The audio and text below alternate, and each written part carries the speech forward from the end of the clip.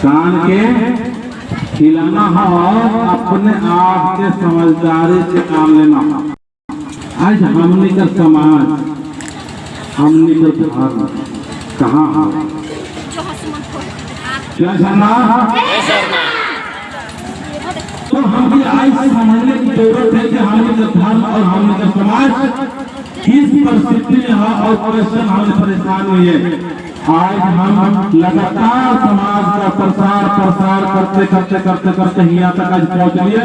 तो हमने के एक व्यक्ति के समझना हो कि हमने के अपना धर्म के जानना हो और अपने समाज के समझना हो कि मैं एक आदिवासी हूँ।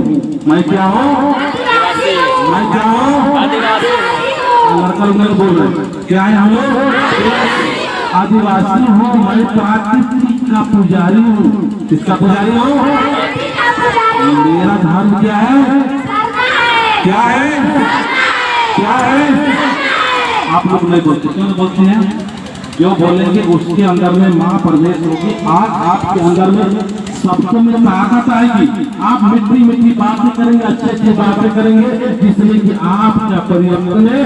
शब्दों के माध्यम से, कथा के माध्यम से कोई भी लड़ाई झगड़ा नहीं होगा।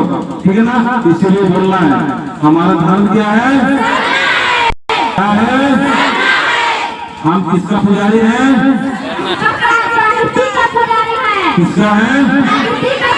प्राकृतिक का पुजारी। अब हम लोग अपनी जगह पर खड़ा होना सीखे नहीं है। हम अपनी साधना स्थल पर जाना सीखे नहीं है।